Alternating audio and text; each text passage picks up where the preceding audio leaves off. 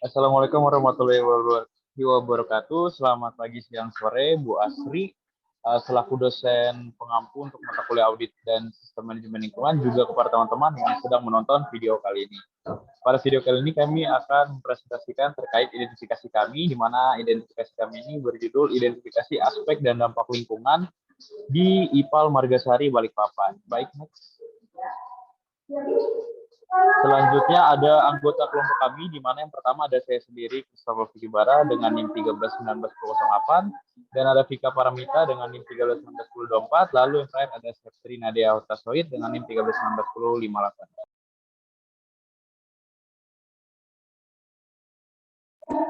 Baik, selanjutnya ada pun unit kerja IPAL Margasari itu ada 5 unit, di mana itu ada area genset, area kantor, area operasional, area gudang, dan yang terakhir adalah area laboratorium.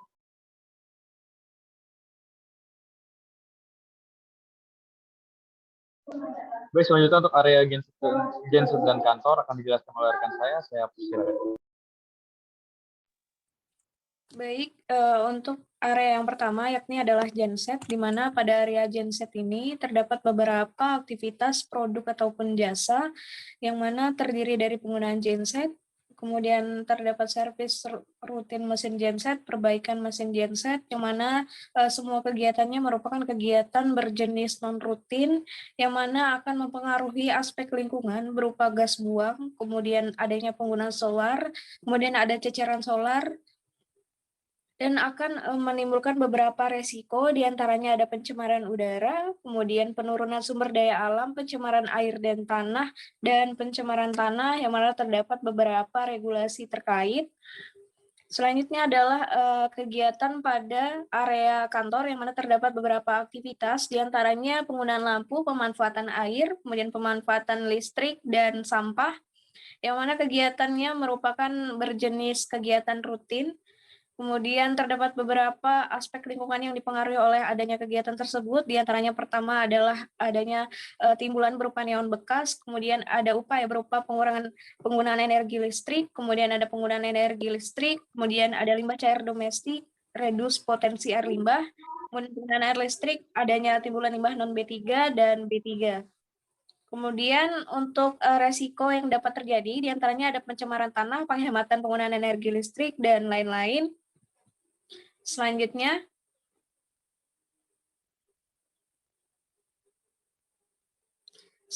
adalah upaya pengendalian dari beberapa aspek lingkungan yang terdampak, diantaranya pertama adalah gas buang akibat dari penggunaan genset, yang mana di sini dapat digunakan engineering control berupa penambahan ventilasi dan exhaust fan untuk mereduksi emisi akibat penggunaan genset, yang mana memiliki nilai opportunity sebesar -1, severity 2, probability 2, sehingga didapatlah nilai risikonya sebesar -4, yang mana hal ini signifikan dengan pengendalian yang telah dilakukan.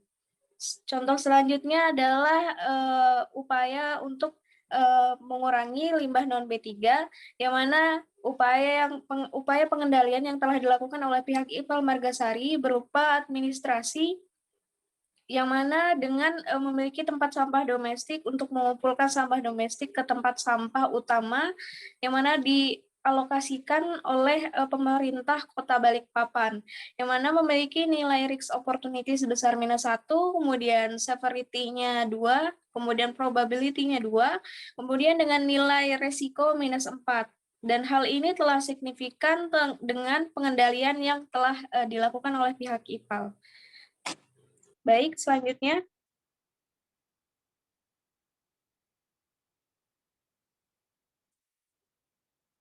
Nah, selanjutnya ini merupakan pengendalian lanjutan berupa dampak-dampak yang tidak dapat dikendalikan oleh upaya pengendalian yang telah dilakukan oleh IPAL yang ada atau pengendalian existing-nya, di mana terdapat dua jenis aspek lingkungan yang mengalami tidak signifikan terhadap pengendaliannya, yang mana berupa aspek lingkungan redus penggunaan energi, yang mana dapat dikendalikan dengan lanjutan dengan menambahkan engineering control berupa penggunaan solar system untuk penambahan energi sebagai sumber energi untuk lampu penerangan. Kemudian ada limbah cair domestik dengan menambahkan engineering control berupa SPAL khusus limbah domestik untuk kegiatan non-produksi pada IPAL Margasari. Kemudian yang ketiga adalah reduce potensi air limbah, yang mana dengan menambahkan air WTP untuk flushing dan penyiraman tanaman. Baik, untuk presentasi selanjutnya akan saya kembalikan pada rekan saya. Baik, untuk yang selanjutnya adalah unit atau area laboratorium.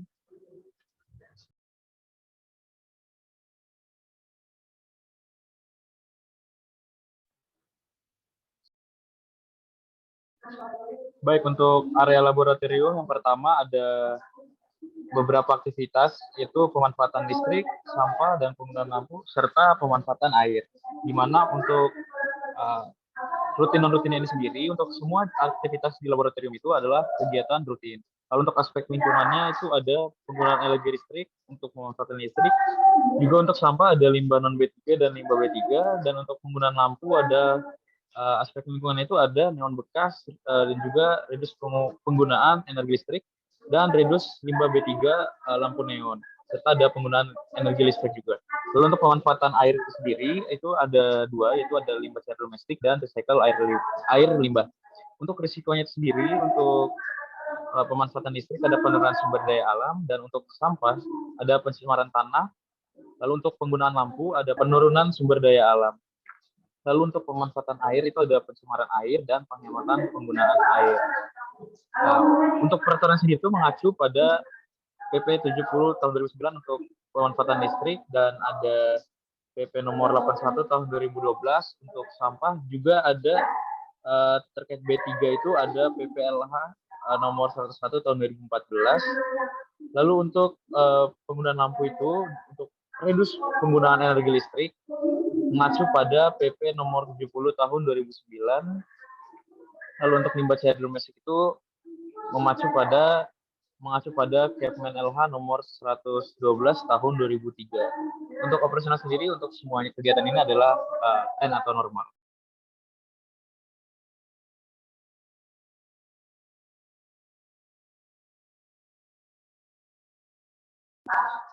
Baik, untuk selanjutnya, adapun untuk pengendalian yang telah dilakukan oleh IPAL Margasari sendiri, yang pertama ada untuk pemanfaatan listrik, itu secara ADM atau administrasi itu melakukan pemantauan penggunaan energi listrik.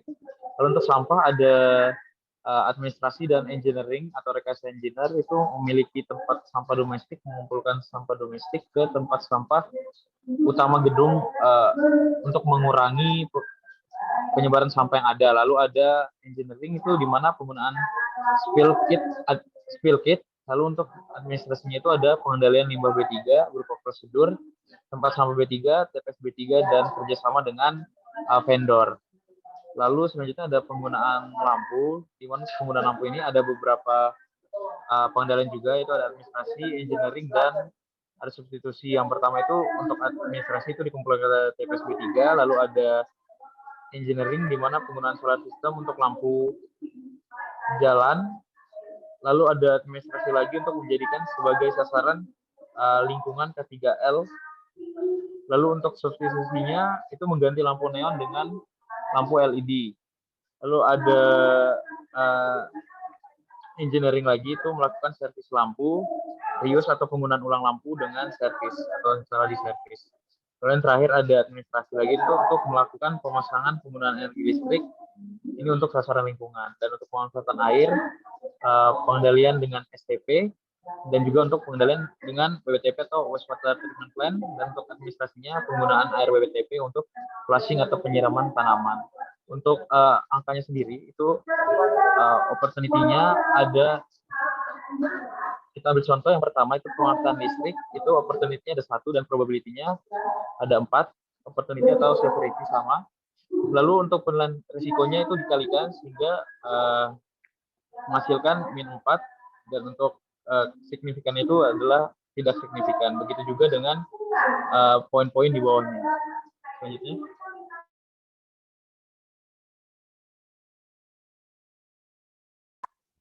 Baik, selanjutnya untuk aspek lingkungan ada beberapa, itu ada untuk penggunaan energi listrik tidak signifikan, limbah non B3 tidak signifikan, limbah B3 signifikan, untuk limbah neon bekas itu juga signifikan, untuk reduce penggunaan energi listrik itu tidak signifikan, reduce limbah sampah B3 berupa lampu nanti tidak signifikan, penggunaan energi listrik juga tidak signifikan, limbah cair domestik dan recycle air limbah juga tidak signifikan. Untuk limbah B3 signifikan dan dilakukan pengendalian lanjutan berupa OTP K3L13.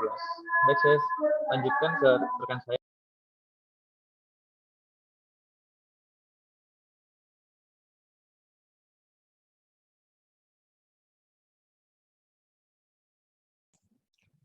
Baik, selanjutnya adalah pada unit operasional. Jadi pada unit operasional itu terdapat dua aktivitas, yaitu pemanfaatan listrik dan juga sampah, pengelolaan sampah. Kedua kegiatan tersebut merupakan kegiatan rutin dengan pemanfaatan listrik merupakan dengan aspek lingkungannya adalah penggunaan energi listrik, kemudian untuk sampah adalah limbah non B3 dan limbah B3. Kemudian ada pun risiko yang diperoleh dari pemanfaatan listrik adalah penurunan sumber daya alam. Untuk risiko dari sampah adalah pencemaran tanah.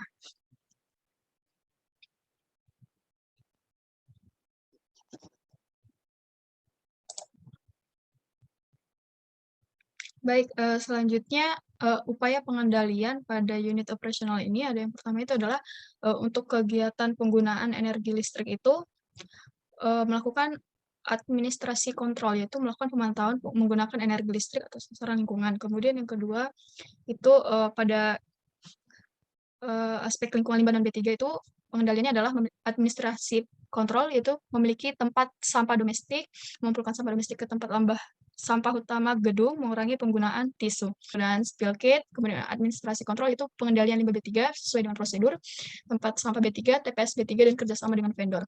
Adapun untuk skor setelah pengendaliannya dapat dilihat pada layar dengan nilai signifikansinya pada penggunaan energi listrik itu tidak, kemudian untuk limbah non B3 tidak, untuk limbah B3 adalah ya.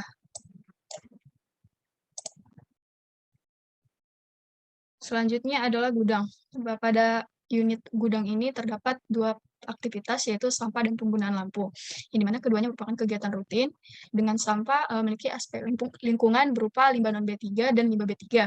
Dengan risiko yang diperoleh adalah pencemaran tanah. Kemudian untuk penggunaan lampu, aspek lingkungannya adalah neon bekas, reduce penggunaan energi listrik, reduce limbah B3 lampu neon, kemudian penggunaan energi listrik. Adapun resiko yang diperoleh dari penggunaan lampu yaitu adalah pencemaran tanah, penghematan penggunaan energi listrik, penghematan penggunaan energi listrik, dan juga penurunan sumber daya alam. Adapun pengendalian yang dilakukan pada unit gudang ini adalah yang pertama untuk limbah non B3-nya sendiri dilakukan administrasi kontrol, yaitu unit harus memiliki tempat sampah domestik, mengumpulkan sampah domestik ke tempat sampah utama gedung, mengurangi penggunaan tisu, kemudian untuk engineering kontrolnya adalah penggunaan spill kit, administrasi kontrolnya pengendalian limbah B3, tempat sampah B3, TPS B3, dan kerjasama dengan vendor. Kemudian untuk neon bekasnya melakukan administrasi kontrol juga, itu dikumpulkan ke TPS B3, kemudian melakukan engineering kontrol yaitu berupa penggunaan solar system untuk lampu jalan, melakukan administrasi kontrol yaitu menjadikan sebagai sasaran lingkungan K3HL FKUI, kemudian melakukan substitusi yaitu mengganti lampu neon dengan lampu LED, kemudian engineering control yaitu melakukan